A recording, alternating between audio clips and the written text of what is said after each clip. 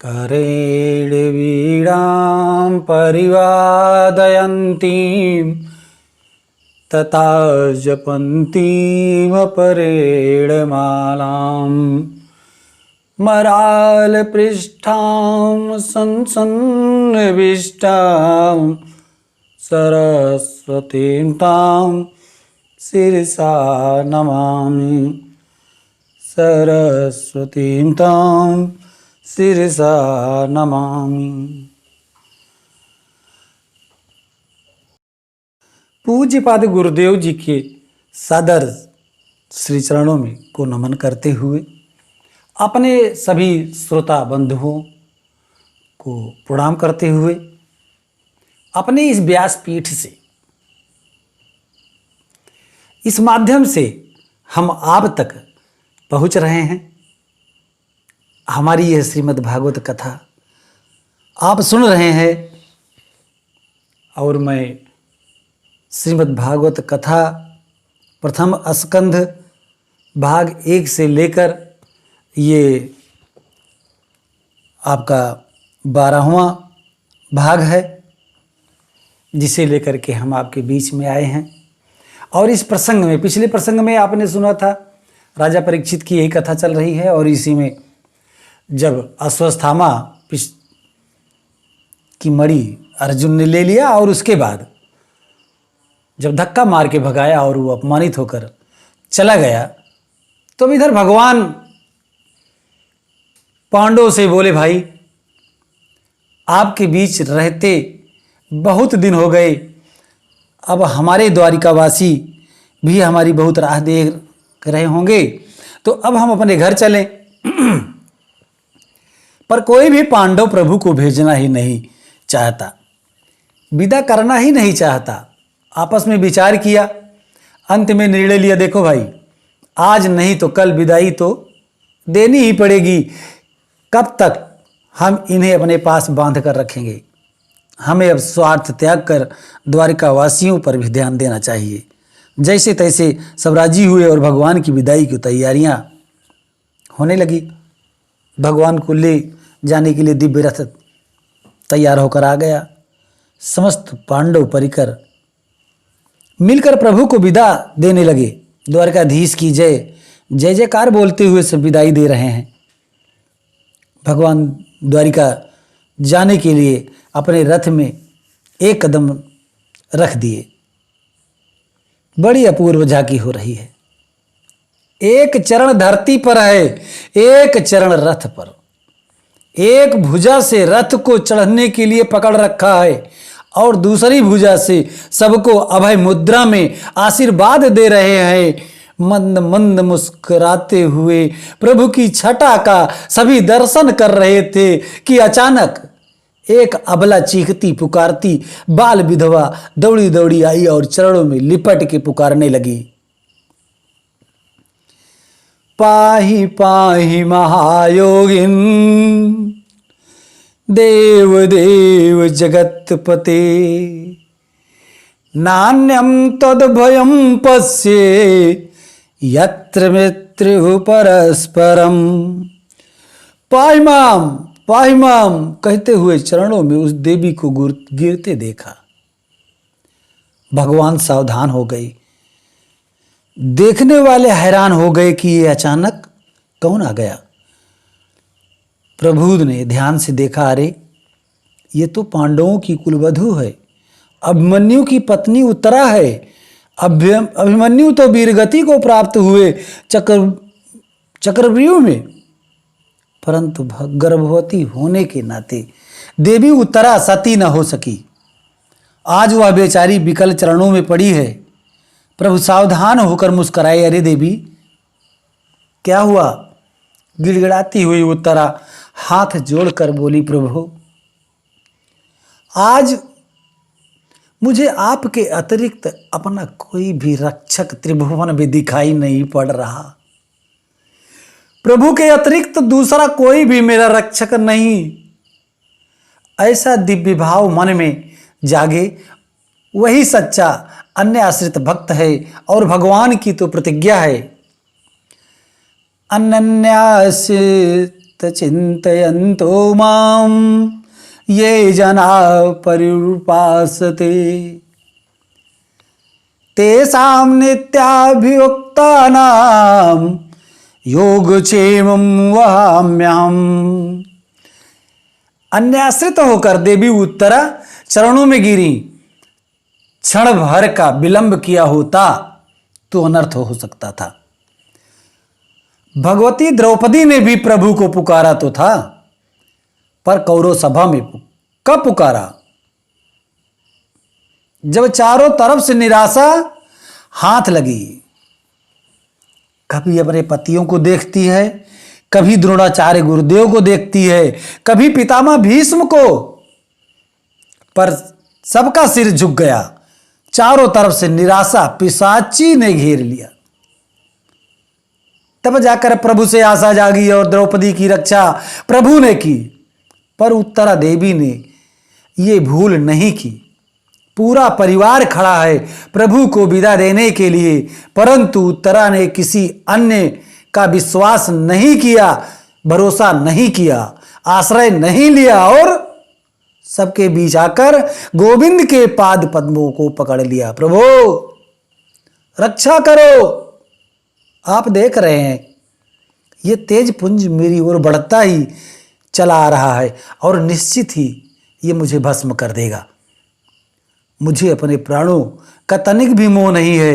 ये वैधव्य जीवन मेरे लिए तो भार ही है, परंतु भय इस बात का है कि मेरे गर्भगत शिशु पर कोई आंच ना आ जाए, क्योंकि यदि वह समाप्त हो गया तो आज आपके द्वारा रक्षित संपूर्ण कुरुवंश ही समाप्त हो जाएगा। इसलिए मैं भले ही बचूं या मरूं, पर मेरे गर्भ पर कोई संकट न आवे। कामम दहतु मां नाथ मां मे गर्भो नित्यताम। उत्तरा केवल अपने गर्भ की बात करती, अपनी रक्षा की बात करती तो हो सकता है वह बच जाती। उत्तरा केवल अपनी रक्षा की बात करती तो हो सकता है वह बच जाती और गर्भ नष्ट हो जाता, परंतु गर्भ रक्षा की बात करती है कि मैं बचूं या मरूं कोई चिंता नहीं है। तो भाई गर्भ की रक्षा भी तो तभी संभव है जब मां की भी रक्षा हो। इसलिए गर्भ की रक्षा की गुहार करती है, अपनी रक्षा की नहीं। भगवान बोले, देवी बिल्कुल भयभीत न हो। अभय दान देकर भगवान तुरंत अंगूठे के बराबर नन्हा सा रूप धारण किए और देवी उत्तरा के गर्भ में प्रविष्ट हो गई।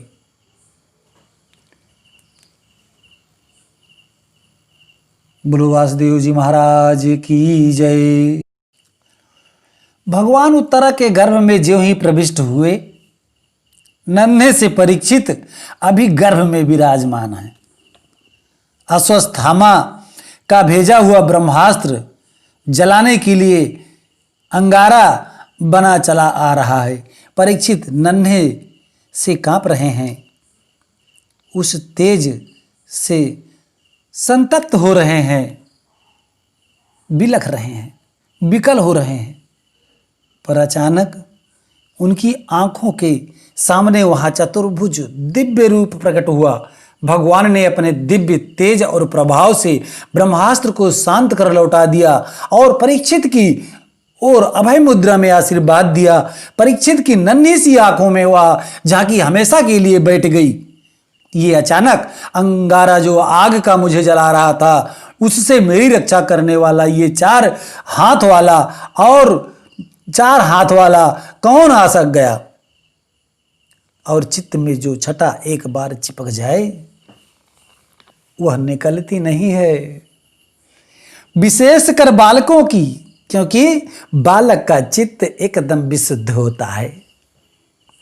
उसमें जो भी चित्र है वह हमेशा के लिए अंकित हो जाता है।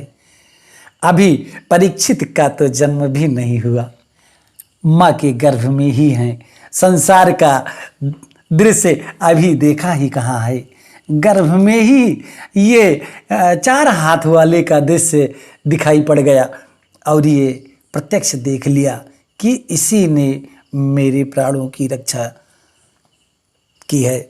बस इसीलिए परीक्षित के चित्त में वह चित्र चिपक गया, अंकित हो गया। धन्य है उत्तरा का सौभाग्य। इस भारत भूमि में माताओं ने अपने गर्भ में भक्तों को धारण किया। धन्य है माताएं।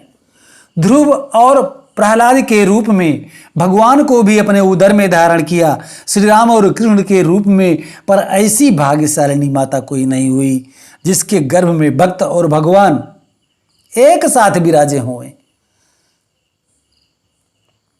आज ये परम सौभाग्य यदि मिला तो भगवती उत्तरा देवी को, उनके गर्भ में परम भागवत परीक्षित पहले ही विद्यमान थे और आज साक्षात प्रभु भी पधार गए। भक्त और भगवान का ये दिव्य संयोग भगवती उत्तरा के गर्भ में संपन्न हुआ। बोलो वासुदेव जी महाराज की जय। सीताराम सीताराम सीता राम सीताराम, राधे श्याम राधे श्याम राधे श्याम राधे श्याम। सीताराम सीताराम सीता राम सीताराम। अब इसी के बाद पुनः प्रभु प्रकट हुए। मंद मंद मुस्कुराकर उत्तरा को देखा और कहा, देवी अब तो कोई कष्ट नहीं है। उत्तरा के आनंद का पारावार नहीं रहा, चरणों में बार बार प्रणाम करने लगी, अश्रुधारा नयनों से बहने लगी। किन शब्दों में प्रभु को धन्यवाद दिया जाए, वाणी मूक हो गई। एक शब्द भी देवी उत्तरा के मुख से नहीं निकला नहीं। और भगवान अभयदान देकर पुनः रथ में चढ़ने को उद्यत हुए तो कुंती महारानी से रहा नहीं गया। मेरे वंश की रक्षा की है, यदि ये बालक समाप्त हो गया होता तो कुरुवंश उसके साथ ही समाप्त हो जाता। और इतना बड़ा कार्य करके प्रभु जा रहे हैं, कोई धन्यवाद भी नहीं दे रहा। ठीक है, आकाश का अंत कोई नहीं पा सकता, फिर भी पक्षी तो अपनी अपनी सामर्थ्य से ही उड़ते हैं। गोविंद के अनंत गणों का कोई भी गायन नहीं कर सकता, कोई भी पार नहीं पा सकता। फिर भी ऋषि मुनि आनंद काल से उनके गुणगणों का गायन तो करते ही हैं, अपनी अपनी सामर्थ्य से उनकी महिमा गाते हैं। कुंती मैया से भी नहीं रहा गया, प्रभु के चरणों में आकर प्रणाम करने लगी। भगवान बोले, बुआ ये उल्टी गंगा क्यों बहा रही हो? मैं आपका भतीजा विदा ले रहा हूं तो प्रणाम मुझे आपको करना चाहिए और उल्टे आप मुझे प्रणाम करने लगी। कुंती मैया हाथ जोड़कर कहती हैं, प्रभु ये बुआ बुआ कहकर मेरी आंखों पर ये मोह का पर्दा न डालिए।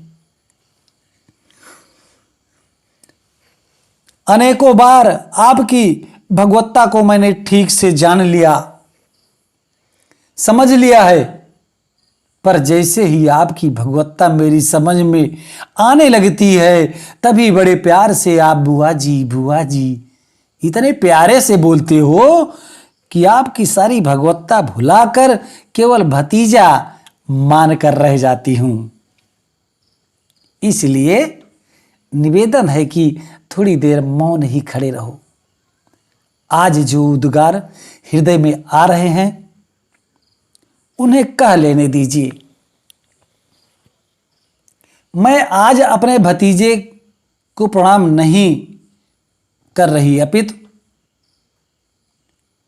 नमस्ये पुरुषं त्वाद्यमीश्वरं प्रकृते परम अलक्ष्यं सर्वभूतानामन्तर्वर्तितं। माया जवनिका छन्न मन ज्ञाधोचम्यम न लक्ष्य से मूढ़ दिशा नटो नाट्य धरा धरो यथा। इस प्रकार से बड़े प्यार से 26 श्लोकों में कुंती महारानी ने स्तुति की। भतीजे को नमस्कार नहीं है, बल्कि त्रिगुणात्मक प्रकृति से परे उस परम पुरुष भगवान नारायण को प्रणाम कर रही हूं।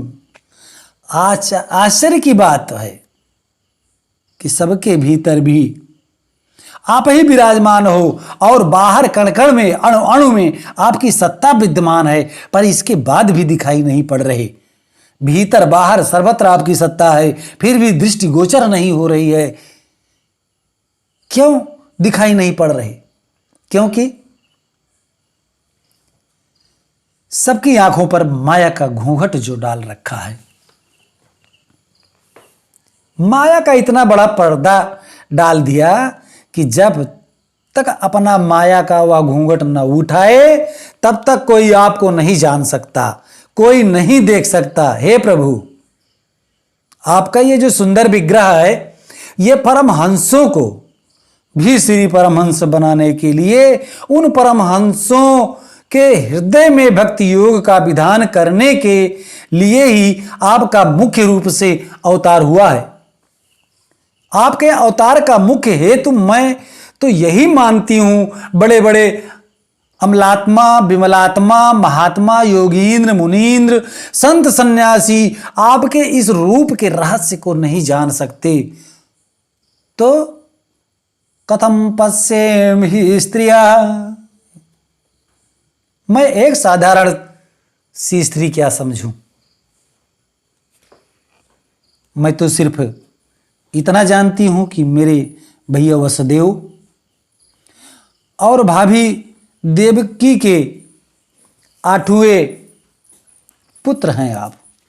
इससे ज्यादा मैं कुछ नहीं जानती हूं। पर हां, एक विश्वास अवश्य है प्रभु कि जो कृपा आपने मुझ पर बरसाई, ऐसी कृपा तो मेरी भाभी देवकी को भी आपसे प्राप्त नहीं हुई। भले ही आप देवकी के पुत्र हो, पर जो मुझे मिला वह देवकी को भी नहीं। भगवान बोले वह कैसे? तो कुंती जी बोली, देखिए सरकार, देवकी के 8 पुत्र हुए, 8वें हैं आप। विवाह होते ही बेचारी को जेल खाने में जाना पड़ा, भैया ने ही बंदी बना लिया। एक एक करके संतान को पकड़ पकड़ कर उसके भाई कंस ने उसकी आंखों के सामने मारे। अवाक बने सब देखते रहे। परंतु जब मैं अपनी तरफ दृष्टि डालती हूं, कैसी आपकी अद्भुत कृपा। मैं अकेली पति वंचिता विधवा, मेरे 5 अनाथ बच्चे, शत्रु कोई बाहर नहीं, घर में ही घुसे बैठे हैं। समझ में नहीं आता कौन मित्र है कौन शत्रु है। प्रतिक्षण आक्रमण, प्रतिक्षण षड्यंत्र, उन षड्यंत्रों के जाल में हम हर क्षण फंसे हुए थे।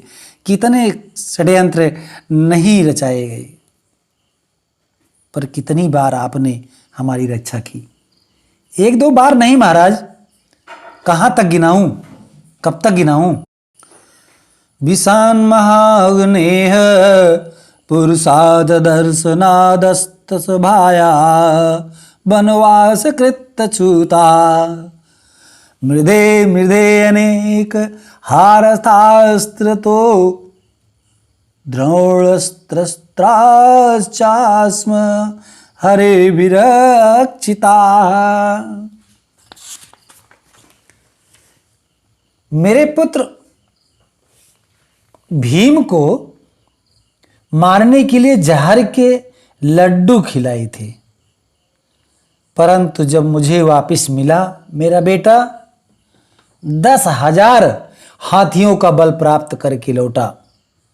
जो विस्मारक था वह तारक बन गया, बल प्रदाता बन गया। बाबा गोस्वामी तुलसीदास जी ने